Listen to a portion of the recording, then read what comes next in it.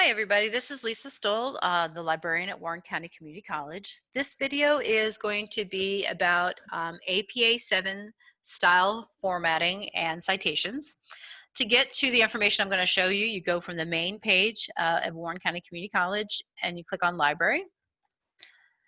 And this brings you to the library's homepage where you have a bunch of information. As a student, you should become familiar with this information because this is where you're going to get a lot of sources like using the databases. It's where you're going to learn about citing things and specific information about certain assignments. So today, APA style, so we go to the APA 7 style formatting. Now, previous to the semester, we have been using APA style 6. So for those students who are returning students, you need to know that we are moving from APA 6 to APA 7, and there are some differences that will make a difference for how you cite things and how you use your works cited page and things like that. If you click here or here on this tab, I've given you a side-by-side of some of the things that we've been changed that are different between the two citation styles so that you can become familiar with the changes and incorporate them into your writing. But for those of you who are new to APA 7, welcome. This will be a fresh experience for you. So just briefly, APA comes from the American Psychological Association. The association has created their own citation style, which is used universally? Yeah, you know what I'm saying. Which is used in the United States for almost all science. So when we talk about science, we're not just talking about hard science like chemistry or biology, etc., but also those disciplines that are considered soft sciences. So those are your social sciences, like criminal justice, education, psychology, sociology. Those are all considered social science, and they all use APA. So how this might apply to you is that you might need to cite your textbook in a discussion board post or something like that.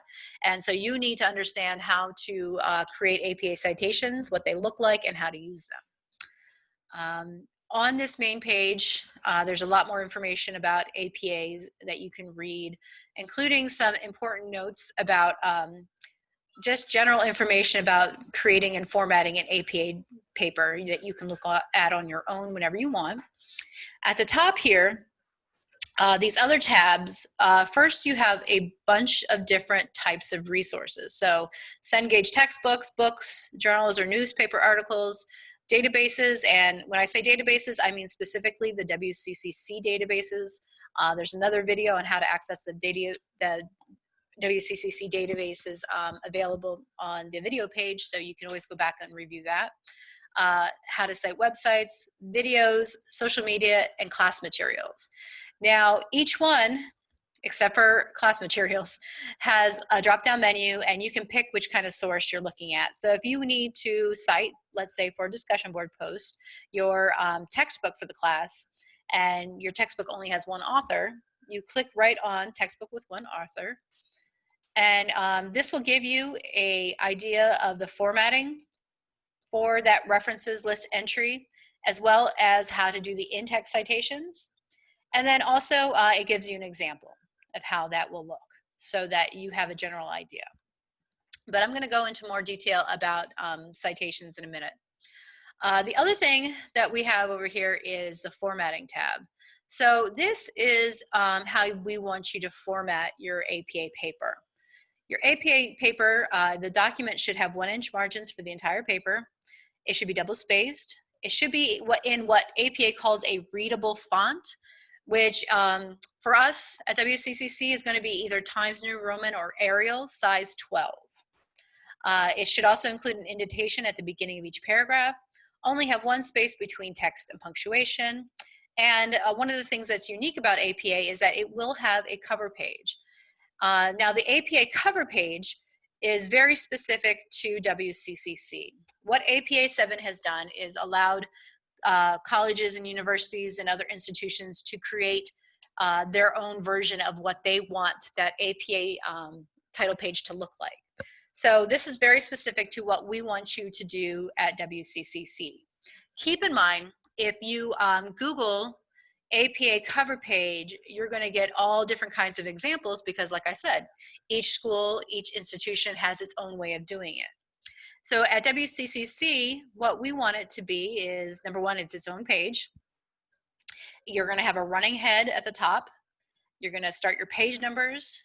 In the middle center, you have the name of your paper, your first and last name, Warren County Community College. At the bottom center, you're going to have your instructor's name, class name, semester, and year. So that's the information that we expect you to have if you are turning in an APA paper. Now, keep in mind, if you're turning in an assignment for a professor, even if it's just a one-page assignment and you have used citations, you're going to have to include both a cover page and a references page. And that can be confusing sometimes because, you know, the attitude is, well, it's just one short little paper. Yes, but if you're following APA format and you've been told to follow APA format in your assignments, then it is the expectation that you'll have a cover page, then the body of your document, and then a references page. Generally in sciences, you are almost always required to include resources other than yourself when you're writing papers. So just keep that in mind. Now, for the in-text citations, no, let's start with the references page. So the references page is very specific again to APA, and it's always called a references page. Doesn't matter how many sources you have on there, it's always references with an S. Even if you just have one thing, your Cengage textbook, it's still going to be references. That's something that can trip you up, I know. In APA, you will have two different types of citations that are directly linked.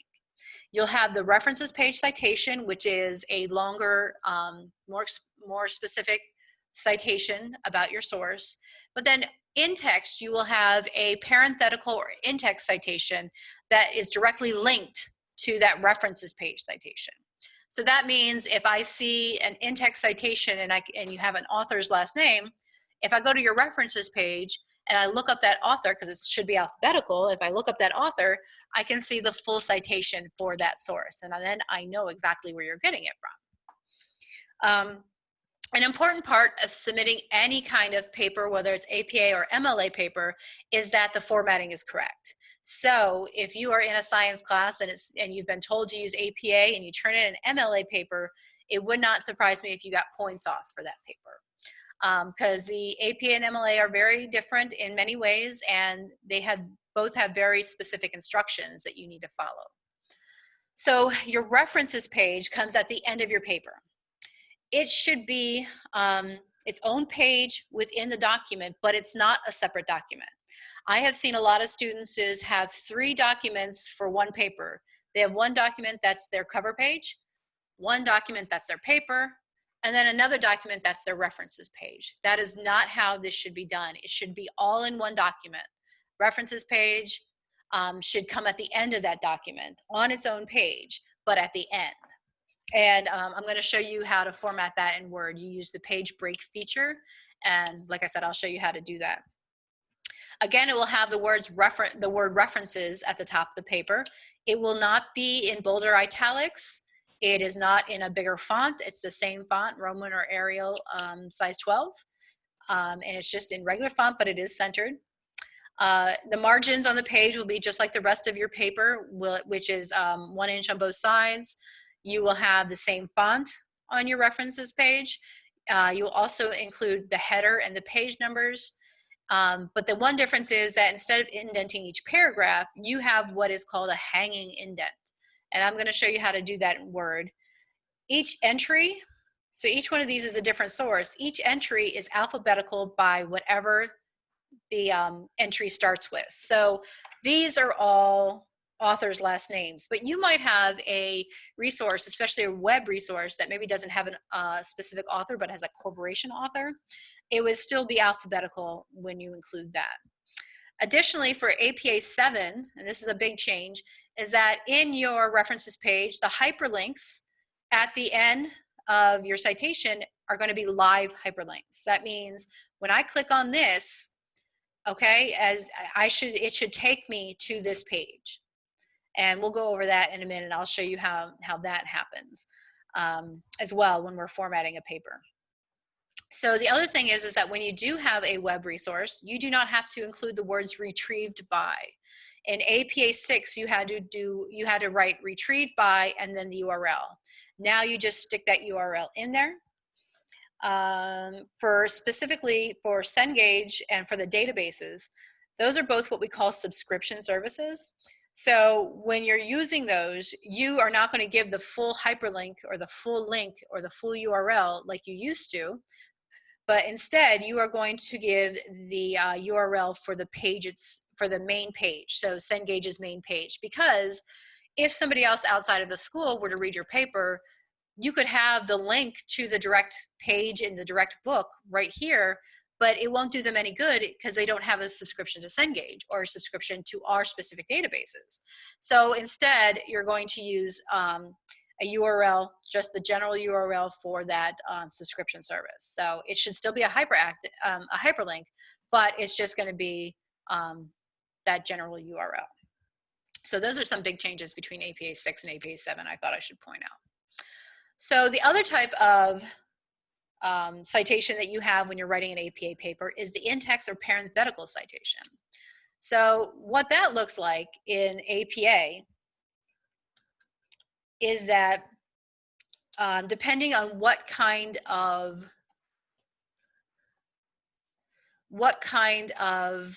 excuse me, I zoomed off for a minute there. It depends on what kind of in-text material you are using. So if you are using a direct quote on your references page, and let me go back a minute. A direct quote is when you use 5 or more words from another source in the same order with the same words. And it's totally fine to do that, by the way. It's totally fine to take like a sentence here or a sentence there from somebody else, as long as you put it in direct quotes and you cite it at the end. That's completely normal. And so your in-text citation at the end of a direct quote will be author's last name, comma, year of publication, comma, page number. You only include page number if you're doing a direct quote. Another way to present information from another source is that you could paraphrase the information. And that's when you have like a sentence and you put it in your own words, but it has come from somewhere else. But again, you're taking the idea from someone else, but you're putting it into your own words. That's a paraphrase. And at the end of the paraphrase, you would go ahead and cite that source. So again, it would be author's last name, comma, year of publication, but there is no page number because it's not a direct quote. And note that the punctuation, the period, goes after the in-text citation, not before it. So you wouldn't have a period after self and then again after Varner, after that in-text citation. You would just have the period after the citation. Another way of presenting information from another source would be to summarize something. So generally in summarizing, you take something that may be a paragraph or two and you put it into your own words, but you're just summarizing the essence of what is being said. So it's not another paragraph or two that you're presenting. It's a concise summary. So it should be short, sweet, and to the point. So when you do that, again, you're using your own words, and the citation, the in-text citation or the parenthetical citation goes after your summarized information, and then the period at the end. And again, there's no page number because it's not a direct quote. So there's that information about using in-text citations.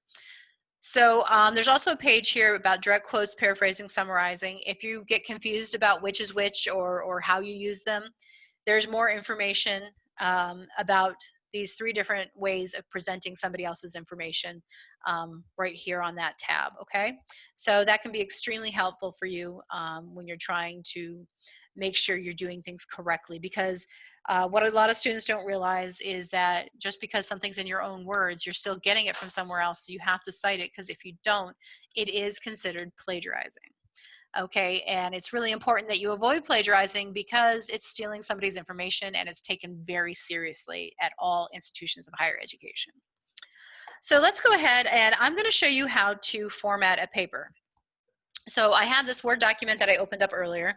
And generally, when you open up a new Word document for most Word programs, it is already going to have the margins set up at 1 inch top and bottom. And to see that for sure, you can go to layout, you can go to margins, and the normal or the default is 1 inch all around. And that's exactly what you want. So you shouldn't have to mess with that. What you do have to change though, and this is what comes up in most new Microsoft Word programs, is that they're automatically formatted for Calibri size 11 font, and their spacing is 6 points after and multiple. So what we want to do is go ahead and change the font to Times New Roman or Arial 12. And then to change the paragraph spacing, go to this little drop-down menu right here, which is the paragraph settings. All right, so the spacing right here, before should be 0, after should be 0. And then for line spacing, remember it should be double.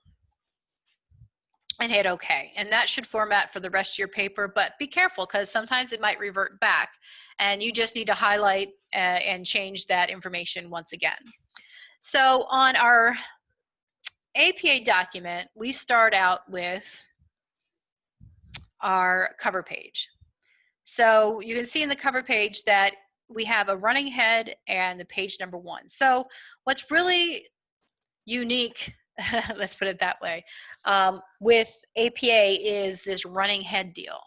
So that's going to be in the header footer section. So it's not going to be just text in the body of the paper. It's going to be in the header that you have to make those changes. So to get to the header, you just double click up here, higher up on the paper, and you're in the header section. So you need page number and running head. So the way it works in APA is it only says running head on your first page, not on the subsequent pages. The subsequent pages should have just the title of your paper in all caps. So to do that, what you're going to do is in this header footer section, you're going to click on different first page. All right, and I'm going to warn you now, the first thing you want to do is go ahead and put the page number in. Because if you put the page number in last, it deletes all your information. So for example, let's do this just as an example. Okay, so I want my cursor to be all the way on the left, and I actually type in running head with a lowercase h, and then I put the colon, and then what should we title our paper? Title of my paper in all caps. Okay, so just because I know what's going to happen, I'm just going to copy that real quick. And then let's say I go to put in a page number. Now the page number should be on the top of the page, all the way flush to the right. When I put that in, it erases my running head. So that's why you always want to put in the page number first. So I'm going to go ahead, because I had copied and pasted that, back in there, just do some tabbing, and there you go. Now remember, we said different first page. So when I go to my second page, it's going to be different. Now the other thing you need to have is in the middle center of the page, you need to have the title of your paper in normal, not all capitalized, that kind of thing. Your name, so I'm going to put my name. I can't type today. Okay, and then what do we have after that? I forget already. Oh, Warren County Community College, of course. Warren County Community College. Now I spaced down about till I'm kind of towards the bottom center of the page. Now this is where a lot of students might get confused. So sometimes you have to play around a little bit. There's no exact number. I mean, I used to think it was 5 and 5 for the spacing, but it's really not. And it's something you're going to have to look at and gauge with your eye. So down here, you have your instructor's name, class name, and semester and year. So I'm going to say Dr. Instructor, PSY 101, and fall 2020. Oops, too many twos there. So one way you can see exactly is if you make it smaller. See, that looks pretty good, right? So there I have my cover page. Now what I'm going to do is after fall 2020, I am going to go ahead, go up to insert, and insert a page break. And that brings me down to my next page. You see, without tabbing or spacing, because if you do space, it could get all messed up if you delete something in your paper or you have to change something. So putting in that page break is really helpful. Now, what we have to do is our second page, we still need to have a header and the page numbers. So what you're going to do is go ahead and click in the header section again. And remember, we're going to put in page number first. So page number top right. And it continues now. See, it doesn't make this one again. It continues with my page numbers that I started on my cover page. So now, instead of having running head, it'll just be title of my paper. Or, you know, I hope you understand I'm just using that as an example title. It will be actually the title of your paper. So let me just be clear on that. And then to get out of there, double click outside of that. And on the first page, you will literally have, again, the title of your paper. All right, and that's centered. Then you go change it to the left justified or align left. And to start your paragraph, you hit tab. This is my paper. I will use quotations and such and include in-text citation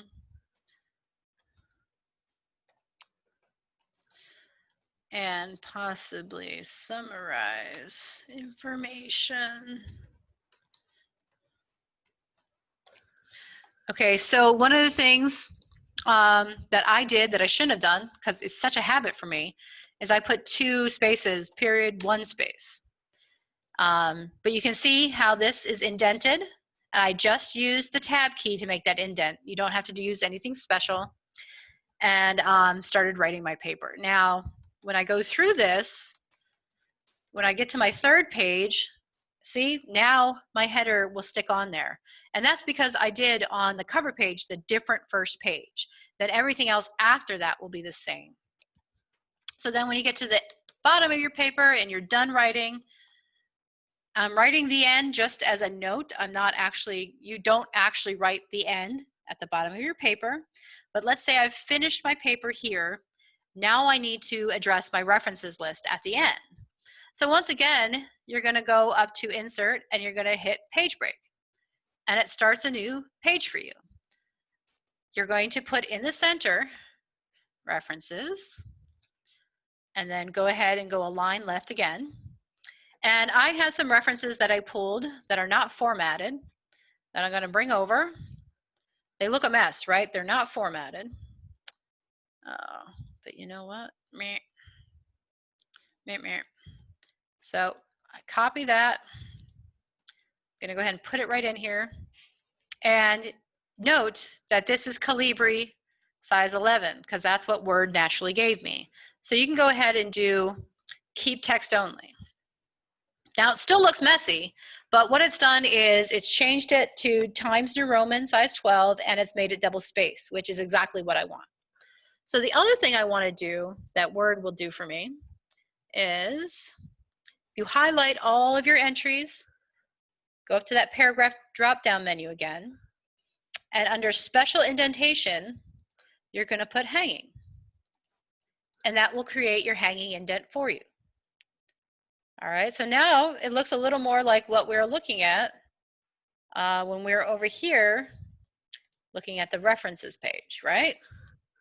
So let's see what else we can do here. The other thing you can do, and you don't actually need to on this one, but if they're not in alphabetical order, you can highlight them all. And there's this A to Z feature in the paragraph section. You click on A to Z, it should be sorted by paragraphs, and it should be ascending. Don't worry about the type, it doesn't come into play here. And hit OK. Now for some reason, I don't know why it just did that. Witowski's up here and James is down here. I wonder, is there a space in there? Did that do it? Maybe? Let's see. There we go. There was some weird space going on, you see? And so by looking at those entries and seeing that there was some space, I was able to quickly fix that. So now I have my references here, but my references are not formatted correctly. They're in the right order. All the information is there, but when I transferred it over and I said keep text only, I didn't bring along with it any of the special things like the italics and stuff like that. So this is a book, and you can tell because there is no URL, there's no issue or volume number, and it gives you the name of the publisher. So what I do for titles of books is they're italicized, and I don't expect you to know this off the top of your head. I just happen to know it off the top of my head because, like you, I have to use APA citation style all the time. The title of web pages, because this is a web page, and I know that because it gives me a www address. Titles of web pages are also going to be in italics. Now, if you don't have the URL here, I mean, you have the URL, but it's not a hyperactive, an active hyperlink. What you do is highlight it, right-click on it, and go to link. And then it gives you the link, and it gives you the option of making it an active hyperlink. So now, and it tells you to follow the link, you have to hit control on the link. When I click on it, come on, baby. It should open it up somewhere. Did it open it up? It didn't open it up. Did it open it up here? No. What the heck? It's opening it up somewhere. But normally, that would work just fine. I'm not sure what's going on with that hyperlink. But you're going to do the same thing for all hyperlinks. Right-click. Oh. Okay, so that gave me an error. And if I were you, I would fix that error. But since I'm just demonstrating right now, I'm not going to fix that error. So remember, www Cengage for Cengage resources. Now that one should work. Maybe it's because I'm recording that they're not working. But again, this is a book. It just happened to be an online book. So it has the publisher's name and then the URL after it. And so I go ahead and italicize that. And remember, Cengage and our databases are subscription services. So you only give them the main web page to that subscription service. You don't give the entire URL. This is also a book. Again, it has a publisher. Because it doesn't have a URL, the assumption is that it is a regular book, not an online book. So then the title of that is italicized. Okay, so this one is a journal article. Now, a journal article, if you have all the elements to cite a journal article, and that must include the title of the journal, the volume, issue number, and page numbers, then you do not need to include a URL or a DOI because you are going to cite it just like you would if you had the physical journal in your hand. That's something new to APA 7. However, what's not new is that the title of the journal and the volume number need to be italicized. Then you can see that's the correct citation for that. So this, again, it looks like it is a web document or a web page.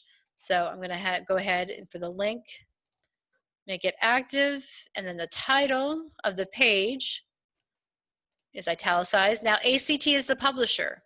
All right, so just like with books, if there's a publisher available for a website, you go ahead and include that before the URL. This one is the Department of Education, Every Student Succeed Act. So the title of the web page is going to be italicized, but you can see I don't have a specific author. Instead, it's the Department of Education as the author, and that's completely fine. So then we want to make this a hyperactive link. And finally, this final entry, it looks like it's a journal article, right? Has the title of the journal. However, there's no volume or issue number or page numbers. Now this happens sometimes if you are using a journal article that's available online, but it is an online only article, meaning that it was not published in a specific volume or issue of the journal, it was just published online. And that will happen. And so in that case, I need to have that DOI number. So the title of the journal itself is still going to be italicized. And then for the DOI number, it used to be just DOI colon and then this part of the number. But now you need to make it a hyperlink. Thank you. An active hyperlink. Oh my goodness. So you're going to include the HTTPS colon // and then it's doi.org and then that number. You should be able to find it just fine on any source you're looking at. It should actually have it.